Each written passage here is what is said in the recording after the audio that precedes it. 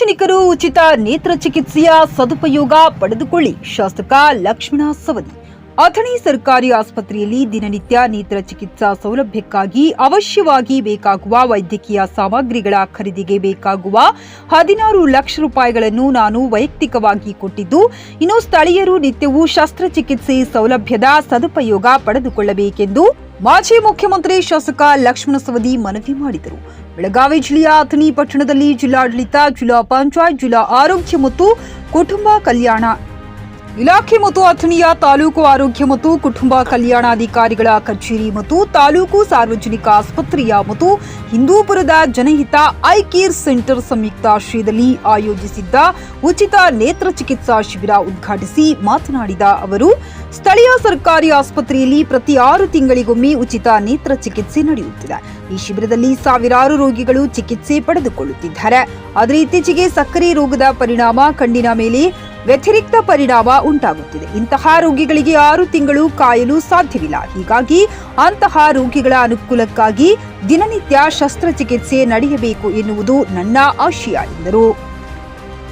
ರಾಜ್ಯದ ಟಾಪ್ 10 ಆಸ್ಪತ್ರೆಗಳಲ್ಲಿ ಅಥಣಿಯ ಸರ್ಕಾರಿ ಆಸ್ಪತ್ರೆ ಇರುವುದು ನಮಗೆಲ್ಲ ಅಭಿನಂದನಾರ್ಹ ಸಂಗತಿಯಾಗಿದ್ದು, ಇದಕ್ಕೆ ಡಾಕ್ಟರ್ ಬಸವರಾಜ್ ಕಾಗೆ ನೇತೃತ್ವದ ವೈದ್ಯರ ತಂಡ, ದಾದಿಯರು ಮತ್ತು ಇಲ್ಲಿಯ ಸಿಬ್ಬಂದಿಗಳೇ ಕಾರಣ ಎಂದು ಹೇಳಿದ ಅವರು, ಹಿಂದೊಂದು ದಿನ ಅಥಣಿ ಸರ್ಕಾರಿ ಆಸ್ಪತ್ರೆಯಲ್ಲಿ ಅವ್ಯವಸ್ಥೆ ತಾಂಡವವಾಡುತ್ತಿತ್ತು.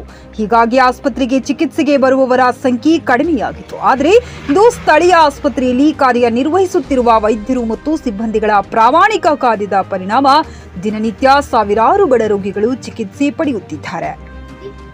ಹೀಗಾಗಿಯೇ ಇಡೀ ರಾಜ್ಯದಲ್ಲಿ ಕಾರ್ಯನಿರ್ವಹಿಸುತ್ತಿರುವ ಮುಖ್ಯ ಅತಿಥಿಗಳಾಗಿ ಆಗಮಿಸಿದ್ದ ಡಿಎಚ್ಒ ಡಾಕ್ಟರ್ ಶರಣಪ್ಪ ಗಡಾದ್, ಚಿಕ್ಕೋಡಿ ಉಪವಿಭಾಗಾಧಿಕಾರಿ ಸುಭಾಷ್ ಸಂಭಗಾವಿ, ತಹಶೀಲ್ದಾರ್ ವಾಣಿ ಯು ಕಾಗವಾಡ, ತಹಶೀಲ್ದಾರ್ ರಾಜೇಶ್ ಬುರ್ಲಿ, ತಾಲೂಕು ವೈದ್ಯಾಧಿಕಾರಿ ಡಾಕ್ಟರ್ ಬಸವರಾಜ್ ಕಾಗಿ, ವಿಷ್ಣುಕುಮಾರ್ ಮಾಳಿ ಹಾಗೂ ತಾಲೂಕು ಪಂಚಾಯತ್ ಅಧಿಕಾರಿ ಶಿವಾನಂದ್ ಕಲ್ಲಾಪುರ,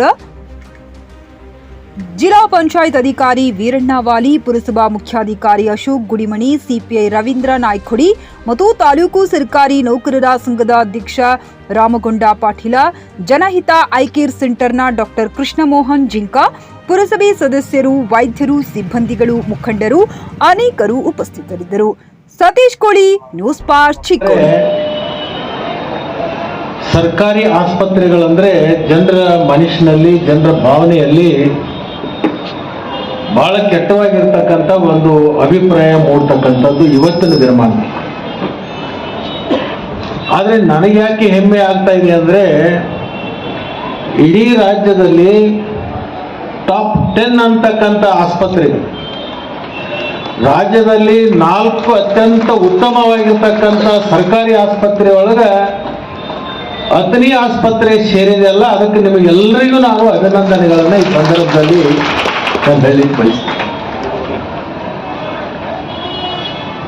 ಬಹುಶಃ 1-2 ವರ್ಷದಲ್ಲಿ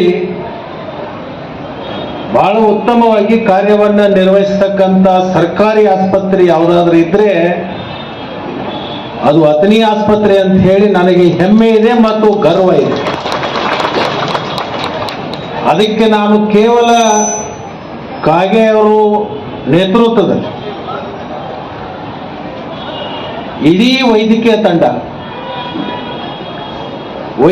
ತಂಡ ಅಲ್ಲದೇನೆ ನಮ್ಮ ಆಶಾ ಕಾರ್ಯಕರ್ತರನ್ನ ಮೊದಲು ಮಾಡಿಕೊಂಡು, ಒಳಗೆ ಕಸ ಗೂಡಿಸ್ತಕ್ಕಂಥ ವ್ಯಕ್ತಿಯನ್ನ ಮೊದಲು ಮಾಡಿಕೊಂಡು ಒಂದು ಸೇವಾ ಮನೋಭಾವನೆಯಿಂದ ಕಾರ್ಯಗಳನ್ನು ನೀವೆಲ್ಲರೂ ಮಾಡೋದ್ರಿಂದ ಉತ್ತಮ 10 ಆಸ್ಪತ್ರೆಯಲ್ಲಿ ಇವತ್ತು ಅಥಣಿ ಆಸ್ಪತ್ರೆ ಬಂದಿರತಕ್ಕಂಥದ್ದು, ಅದು ಶ್ರೇಯಸ್ಸು ಅದು ಯಾರಿಗೆ ಸಲ್ತದ ಅಂದ್ರೆ ನಿಮ್ಮೆಲ್ಲರಿಗೂ ಸೇರುತ್ತೆ.